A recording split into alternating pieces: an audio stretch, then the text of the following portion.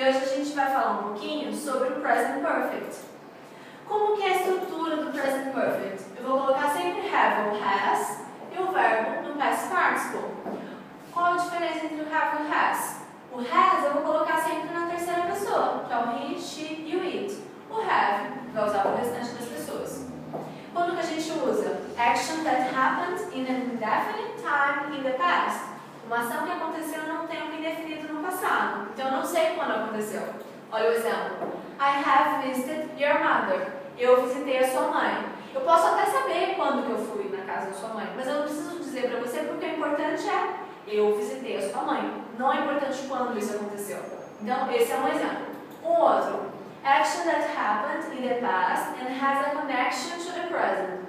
Uma ação que aconteceu no passado e tem uma conexão com o presente. Ou ela continua até hoje, ou ela tem um resultado hoje. Olha o exemplo. I have lived in Taubaté for 5 years. Ou I have lived in Taubaté since 2010. Eu comecei a morar em Taubaté há um tempo atrás e continuo morando até hoje. Então, ela continua até hoje, né? E aqui a gente tem duas palavrinhas que são for e o since. O que significa? O for, no caso, ele significa por tanto tempo, ou há tanto tempo. Eu moro em Taubaté há 5 anos, ou eu morei em Taubaté por 5 anos. Como que eu vou saber se é há ou se é por? Só se tivesse um contexto aqui para você. Se tivesse aqui uma frase dizendo agora eu moro em Pindamonhangaba, aí você ia saber que você morou em Taubaté durante 5 anos. Em algum período da sua vida, você morou em Taubaté. Aqui, o since significa desde. Então, eu moro em Taubaté desde 2010. Isso significa necessariamente que começou em 2010 e continua até hoje. Porque significa desde. O for é um período de tempo e o since desde quando começou. Então, você vai usar o for quando tiver o período, since quando tiver a data que começou, certo? Agora, como que é a estrutura dele?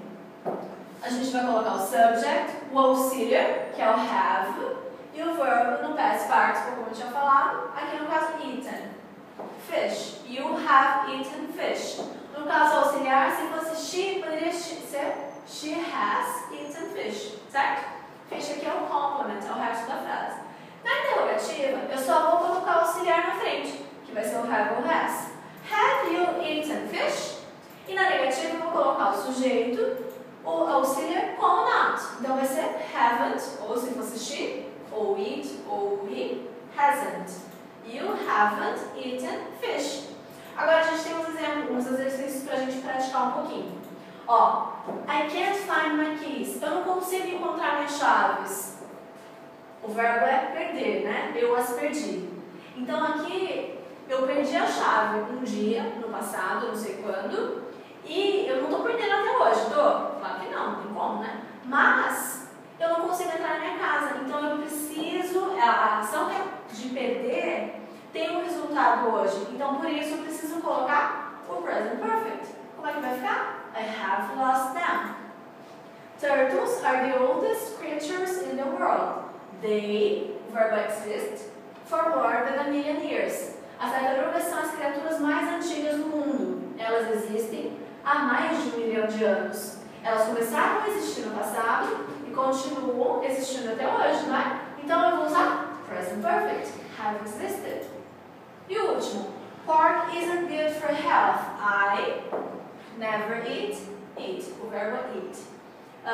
Porco não é bom para a saúde. Eu nunca comi.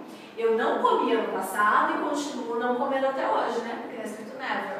Então qual o tempo que eu vou usar? Present perfect. I have never eaten it. Ok? É conversando que a gente se entende.